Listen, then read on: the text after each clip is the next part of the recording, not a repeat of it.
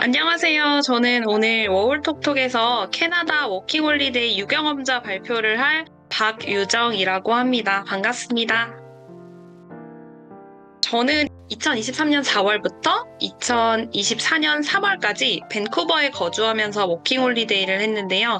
저의 거주 형태는 다른 워홀러들과는 조금 다르지만 캐나다에 입국하고 첫 달만 제외하고 한국으로 돌아오기 전까지 이동 없이 홈스테이에 거주를 했었고요. 워킹홀리데이라는 말처럼 일을 하고 여행을 다니기도 했고요. 추가적으로 아일락이라는 어학원에서 8주간 영어 공부를 하기도 했습니다. 근무는 밴쿠버 국제공항 스타벅스에서 바리스타로 10개월 정도를 근무했습니다. 오늘 제가 경험한 워킹홀리데이를 바탕으로 저는 이렇게 7가지 목차를 가지고 워킹홀리데이에 대해서 이야기를 해보도록 하겠습니다. 우선 1년 동안 거주했던 밴쿠버 지역의 장단점에 대해서 설명하고 제가 근무했던 스타벅스의 생활이 어떠했는지 그리고 제가 경험한 카페잡에 대한 팁에 대해서 설명하고 제가 갔던 여행지들에 대해서 살짝 소개하고요. 그 다음으로는 추가적인 부분인데 어학원 생활이 어땠는지 또 홈스테이의 장단점은 무엇인지 이야기를 해보도록 하겠습니다. 그리고 마지막으로는 워홀 이후에 저의 취업과 진로에 대해서도 살짝 이야기를 해보겠습니다. 가장 먼저 제가 거주했던 밴쿠버 지역에 대해서 이야기를 해보겠습니다.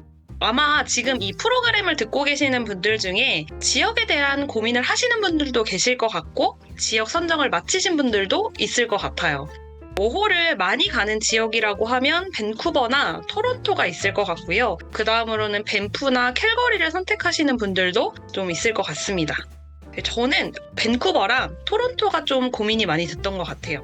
그 중에서도 밴쿠버를 선택하게 된 이유는 한국 커뮤니티가 잘 되어 있다는 점, 그리고 날씨가 비가 오기는 하지만 대체로 굉장히 온화하다는 점이 밴쿠버를 선정하게 됐던 이유였던 것 같고요. 또 밴쿠버에 1년을 살아보고 난 뒤에 나름의 장단점을 정리를 해봤습니다. 우선 장점이라고 한다면 사실 한국 사람들이 진짜 많아요. 그래서 지나가다가라도 한국어를 들을 수가 있고 H마트라든지 한남마트 이런 한인마트들도 굉장히 많이 주변에 찾아볼 수가 있고요. 한식당도 굉장히 많이 있습니다. 그리고 또 한국인이 운영하는 병원들도 있고요. 그래서 이런 부분이 저는 사실 일자리를 구할 때 조금 장점이 될 수도 있을 거라고 생각을 하고요. 그리운 한국인과 한식을 접할 수 있는 기회도 많다는 것이 장점이라고 할 수 있을 것 같습니다. 두 번째로는 버스나 트레인, 시버스처럼 대중교통이 굉장히 잘 되어 있어요. 그래서 저처럼 운전이 조금 어려운 뚜벅이들한테는 굉장히 중요한 부분이라고 생각을 하고요. 출퇴근뿐만 아니라 저는 근교로 여행을 갈 때도 밴쿠버가 굉장히 교통편이 좋은 편에 속하는구나라는 생각을 많이 했던 것 같습니다. 그래서 밴쿠버에서 뭐 한두 시간 정도 이동을 하면 조풀이라든지 스커미시, 딥코브처럼 자연을 느낄 수 있는 부분도 저는 조금 좋았던 것 같아요. 캐나다라고 하면 우리가 자연에 대해서 생각을 많이 하는데 그렇게 멀지 않고 내가 금방 갈 수 있는 곳들에 있다는 것이 밴쿠버를 선택하는데 장점이 될 수 있을 거라고 생각을 하고요. 단점은 사실 아이러니하게도 한국 커뮤니티가 잘 되어 있다는 게 장점이자 단점인 것 같습니다. 저는 한국인들이랑 교류하는 거에 거부감이 있거나 그렇지는 않았거든요. 근데 특별한 목적을 조금 가지고 워홀을 오시는 분들도 계시더라고요. 그래서 저는 이제 한국인과의 교류를 철저히 안 하겠습니다라고 하시는 분들도 있고 본인은 영어 실력을 목적으로 왔기 때문에 한국어를 절대 쓰지 않겠다라고 하시는 분들도 계시더라고요, 주변에 보면. 그래서 이제 그런 분들한테는 일자리에서도 여행을 가서도 길에서도 한국인이랑 마주치고 한식당이라든지 한인마트가 많은 게 그렇게 달갑지는 않을 수도 있을 것 같아요. 그래서 이게 장점이자 단점인 것 같고요. 두 번째는 날씨인데 진짜 비가 시도 때도 없이 정말 많이 와요. 밴쿠버의 별명이 있잖아요. 레인쿠버라고. 그렇게 불릴 만큼 비가 많이 오는데 밴쿠버에 사시는 분들은 그냥 막 비를 맞고 다니시는 분들도 정말 많이 볼 수 있거든요. 비가 오는 날에 날씨에 영향을 굉장히 많이 받는 분이다 라고 하시면 이런 우중충한 좀 날씨가 큰 단점이 될 수도 있지 않을까라고 생각을 합니다. 지금부터는 제가 근무했던 스타벅스 바리스타 이야기를 조금 해볼게요. 저는 앞에서 말씀드린 것처럼 밴쿠버 국제공항 스타벅스에서 근무를 했고요. 일단 이 스타벅스에 대해서 이야기하기 전에 우리나라랑 달리 캐나다 스타벅스는 직영이랑 가맹 두 가지로 나뉜다는 걸 꼭 알고 계셔야 될 것 같습니다. 저는 가맹 스타벅스에서 근무를 한 거고요. 가맹이랑 직영은 조금 차이가 있을 수는 있습니다. 그래서 제가 경험한 스타벅스를 토대로 입사 과정, 업무, 동료, 급여, 휴가 이런 부분에 대해서 이야기를 해보겠습니다. 우선은 저는 온라인 인디드라는 사이트가 있어요. 우리나라로 따지면 잡코리아나 알바몬, 알바천국 이런 사이트라고 보시면 되는데 여기서 지원을 했고 전화로 면접 시간을 잡았고요. 공항에 직접 가서 면접을 본 뒤에 또 전화로 합격 통보를 받았습니다.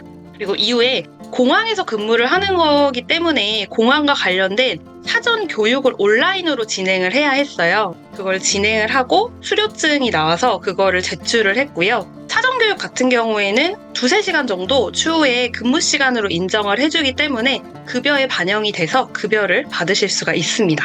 그 다음에는 따로 모여서 스타벅스에 대해서 조금 알아보는 OT를 이제 동기들이랑 함께 받았고 두 번째 출근을 했을 때는 신입교육으로 혼자 컴퓨터 앞에 앉아서 온라인 교육을 들었는데 저는 사실 이제 한국에서도 스타벅스에서 경험한 경력이 있기 때문에 사실 이 내용들이 그렇게 어려운 내용들은 아니었어요. 그래서 그냥 잘 들을 수가 있었고 마지막으로 매장에 출근을 해서 매장에서 트레이닝을 받기 시작했습니다. 업무 같은 경우에는 스타벅스에는 지점이 조금 여러 개가 있는데 그중에 제가 근무한 곳은 티어 C라는 곳이었고요. 여기서는 이렇게 크게 바리스타, 캐시어, 클리닝 이 순서로 근무를 했던 것 같고 배우는 일도 약간 이렇게 순서를 따라가서 배우게 됐던 것 같습니다. 말 그대로 바리스타는 음료를 제조하고 고객에게 제공하는 역할을 했었고요. 캐시어 같은 경우에는 고객의 이제 주문을 받고 커스텀을 컵에 적어서 바리스타한테 전달을 해주고 계산을 하고 픽업대를 안내하는 그런 역할이었습니다. 그리고 클리닝 같은 경우에는 마감을 위해서 마스트네라던가 오븐이라던가 바 공간, 또 냉장고 이런 데를 이제 청소하는 역할을 하기도 했고요. 부재료를 좀 채워 넣거나 그런 부분을 하기도 했습니다. 그래서 근무 시간 중에 이렇게 3가지 역할을 돌아가면서 하게 됐던 것 같아요.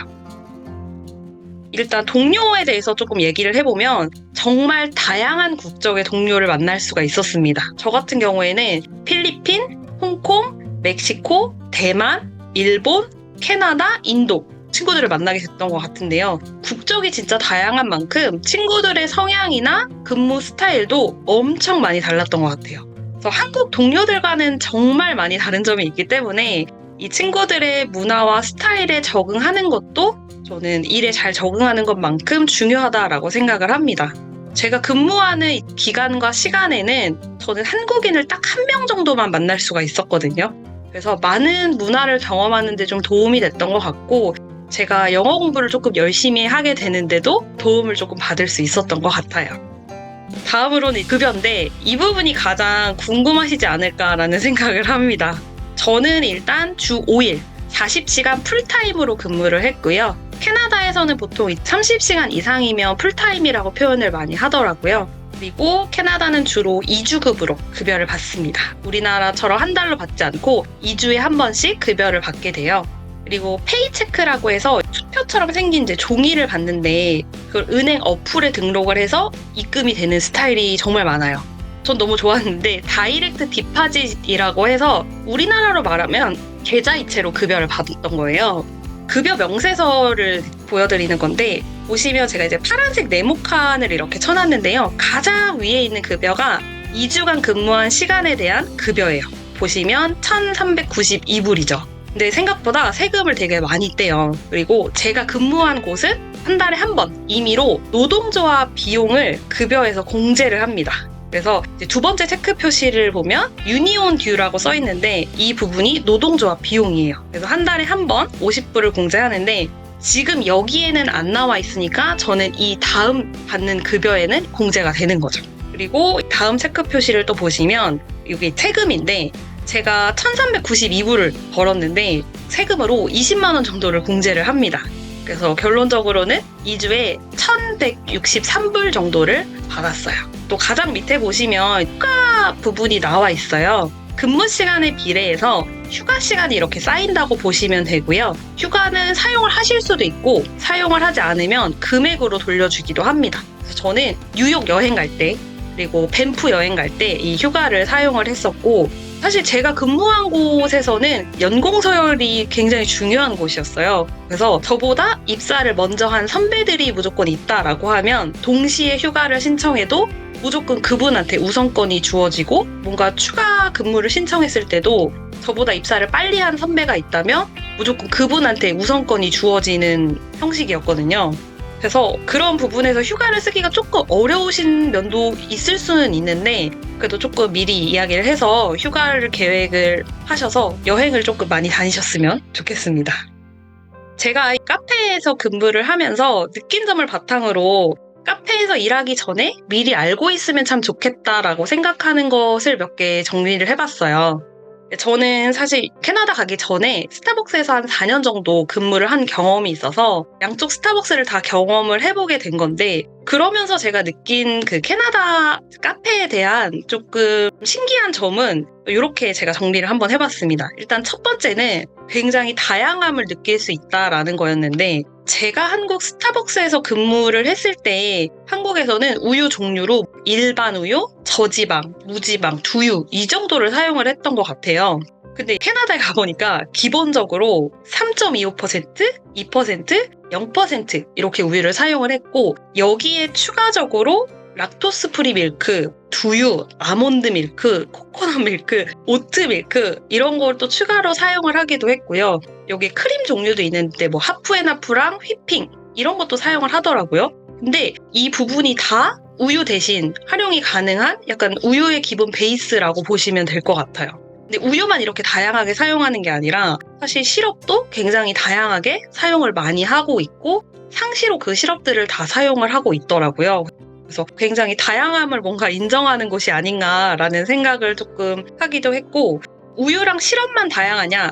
그건 아니에요. 고객들의 취향도 진짜 다양하고요. 이 취향들을요 대부분 수용을 해줍니다. 그래서 한국에선 진짜 절대로 불가능한 티백 2종을 섞는 것도 가능하고요. 컵에 더블로 컵을 껴달라 이런 것도 다 가능하고 톨 사이즈를 주문하고 벤티 사이즈 컵에 얼음을 가득 넣어주세요. 이런 커스텀도 다 가능하더라고요. 우리나라에서 생각해보면 제일 잘 팔리는 음료라고 하면 사실 아메리카노잖아요. 근데 캐나다에서는 한국어로 말하면 이제 오늘의 커피, 그래서 드립 커피가 가장 인기가 많은 것 같더라고요. 한국에서는 하루에 드립 커피 종류를 이제 한 개만 판매를 했었거든요. 근데 캐나다에서는 블론드, 미디엄, 다크 로스팅 커피를 모두 판매를 하고 하루에도 진짜 엄청 많이 내려서 판매를 했던 기억이 있습니다. 또 고객들이 이 드립 커피를 주문하면 여기서는 정말 당연하게 any cream or sugar라고 묻는 질문이 정말 필수적이거든요. 이 질문을 꼭 하고 뭐 크림이 필요하다면 크림을, 설탕이 필요하다면 설탕을 챙겨주는 그런 게 필수적인 조건이구나라는 생각도 하게 됐던 것 같아요. 그리고 이제 세 번째는 노팁잡 이렇게 말씀을 드릴 수가 있는데 캐나다라고 하면 팁을 주고받는 나라라는 걸 대부분 알고 계실 것 같아요.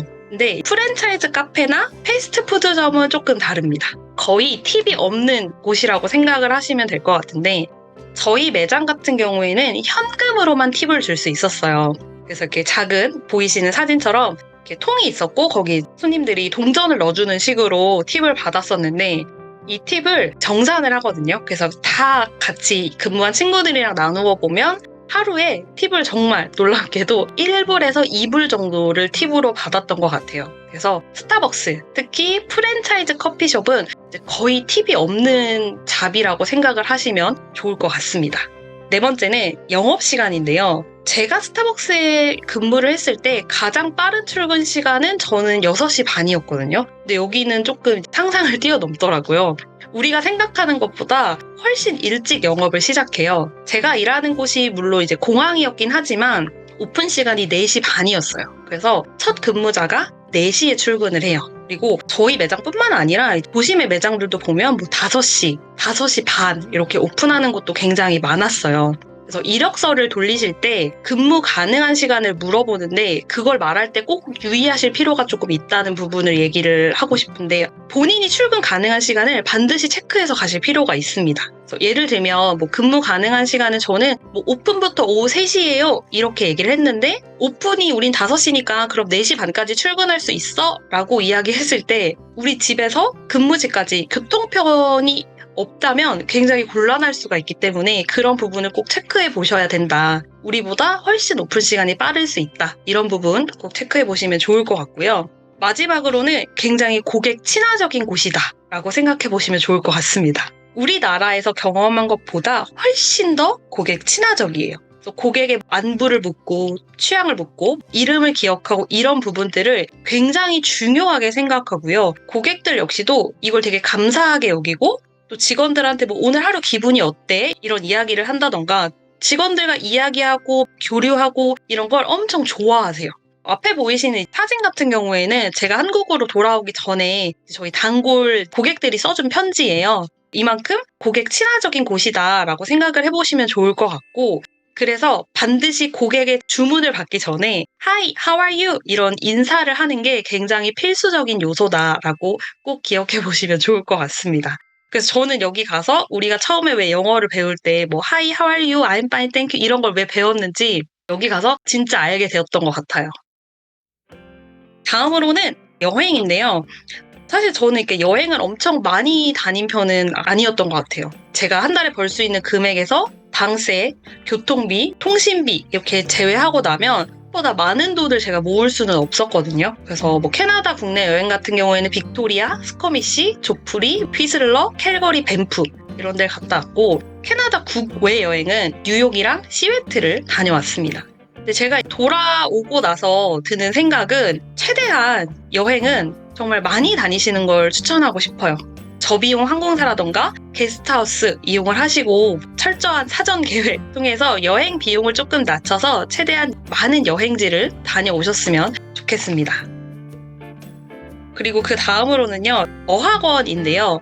사실 워홀러들 중에 어학원을 선택하는 분들은 그렇게 많지는 않은 것 같아요. 근데 저는 직장 생활을 하다가 워킹홀리데이를 가게 됐고 그렇기 때문에 한국에서는 매일매일 갈 곳이 있고 제가 해야 될 업무가 있는데 갑자기 뭔가 제가 너무 프리해지면 생활이 깨지지 않을까, 내가 좀 우울감을 많이 느끼지 않을까라는 생각에 어학원을 이용하는 것도 좋겠다라는 생각을 하게 됐고 그래서 한국에 있는 유학원을 통해서 미리 8주 과정을 결제를 하고 출국을 했고요. 앞에 보이시는 건 어학원 시간표예요. 그래서 저는 8시 반부터 1시까지 진행하는 어학원 프로그램을 수강을 했고요. 이 중에 11시 10분에서 11시 40분은 점심시간입니다. 그리고 수업은 레벨 테스트를 통해서 정해진 반에서 주로 수업을 듣는데 보시면 화요일이랑 목요일은요. 본인 취약점이나 레벨 같은 걸 고려해서 정해진 다른 수업을 다른 반에 가서 수강을 하게 됩니다. 제가 생각하는 어학원의 장점은요. 초반에 규칙적인 생활을 할 수 있도록 도와주고 학원에서 진행하는 무료 이런 프로그램들이 굉장히 많아요. 거기서 친구를 사귄다거나 캐나다 생활에 적응을 할 수 있도록 도와준다는 것이 굉장히 장점이고요. 다양한 국적의 친구들을 사귈 수 있고 또 영어를 굉장히 많이 사용하고 연습을 할 수 있다는 것이 큰 장점이라고 생각을 합니다. 대신 비용이 조금 크다는 게 단점인 것 같아요. 그리고 대부분 이제 어학원에 다니는 친구들은 워홀러와는 상황이나 처지가 조금 많이 다르기 때문에 여기서 오는 거리감을 느끼실 수도 있을 것 같기는 합니다. 다음으로는 제가 경험했던 홈스테이인데요. 저는 사실 친구 소개로 홈스테이 생활을 하게 됐고 친구 소개 외에도 뭐 홈스테이를 구할 수 있는 방법은 국내에 있는 뭐 학원을 이용한다던가 카페를 이용하는 그런 방법도 있을 것 같아요. 홈스테이의 장점은 현지인의 삶에 대해서 굉장히 크게 알 수 있다라는 부분인데 제가 가장 기억에 남는 건 크리스마스 파티였던 것 같습니다. TV에서만 보던 크리스마스 트리 옆에 나홀로 집에를 보는 일이 진짜 현실이었고 트리 밑에 있는 선물들은 장식이 아니라 진짜 선물이었구나라는 걸 알게 됐었던 것 같아요. 크리스마스 이브에 저녁에 집안 식구들이 전부 다 모여서 파티를 했는데요. 그리고 크리스마스 당일 아침에는 홈맘이 방에 있는 저를 거실로 오라고 부르셔서 가봤더니 알고 보니까 그게 크리스마스 당일 아침에 선물 증정식을 하더라고요. 이름을 한 명씩 불러서. 트리 밑에 있는 저 상자들이 인테리어인 줄 알았는데 진짜 선물이었구나 라는 걸 알게 됐고, 너무 감사하게 제 선물도 미리 준비를 해놓으셨더라고요. 그래서 여기 사진을 조금 가까이 보시면 프롬하고 이제 홈스테이 가족들 이름을 써주시거나 아니면 프롬하고 산타 이렇게 해서 제 선물을 준비해서 저도 같이 주시고 선물을 또 풀어보는 그런 시간을 가졌던 게 굉장히 기억에 많이 남고요. 또 현지인이시기 때문에 어려운 상황에서도 조금 도움을 주실 수가 있는데, 제가 벌에 쏘이고 난 뒤에 응급처치에 대해서 뭐 도움을 주기도 하셨고, 벌이 뭐 독을 가졌는지 그런 부분을 조금 찾아봐 주시기도 하셨습니다. 홈스테이 생활 조금 단점도 사실 있기는 해요. 홈스테이는 어학원 다니는 학생들에게 조금 더 잘 맞는 것 같고요. 홈스테이 비용에 새끼 식사가 포함이 되어 있기 때문에 사진에 보이시는 것처럼 점심은 샌드위치와 간식을 준비를 해주시거든요.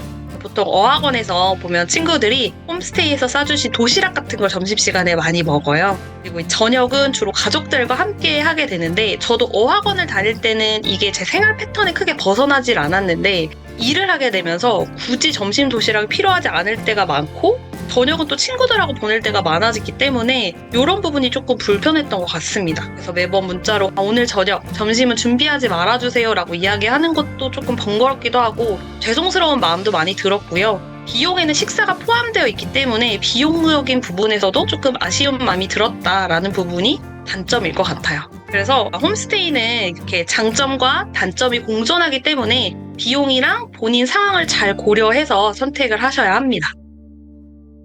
다음으로는 마지막인데, 워홀 이후에 제가 워홀 한 번 더 갈지 취업에 대해서 고민을 했던 적이 있어요.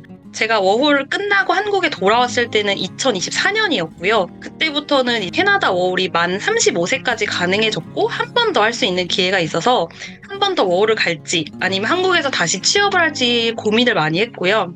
사실 입국을 했을 때는 한 번 더 가고 싶다라는 생각에 지원을 해서 최종까지 다 받았었는데 막상 최종을 받고 나니까 조금 가고 싶지 않은 마음이 들기도 하는 것 같더라고요. 그래서 고민을 많이 했어요. 해외에 거주하다가 우리나라, 우리 집에 돌아온 안도감 때문인지 아니면 진짜 한 번 경험했으니까 한 번 더 안 가도 되겠다 그런 마음이었던 건지 고민을 해봤고 2, 3개월이 지나도 진짜 다시 갈 마음이 안 들면 안 가는 게 맞다라는 생각이 들었고요. 저는 결론적으로는 한국에 남아서 취업을 하기로 마음을 먹었습니다. 사실 제가 어린 나이에 워홀을 간 게 아니어서 24년에 한국에 들어왔을 때 이제 한국 나이로 전 34살이었거든요. 24년 안에 취업을 하는 게 목표였는데 24년 12월에 취업을 했고 현재는 이제 직장 생활을 열심히 하고 있습니다. 그래서 취업 과정에서도 사실 좀 어려움이 있기도 했는데 이제 결론적으로는 취업에 성공을 했고 정말 좋은 분들을 만나서 굉장히 즐겁게 회사 생활을 하고 있습니다. 제가 준비한 내용은 여기까지고요. 끝까지 들어주셔서 정말 감사합니다.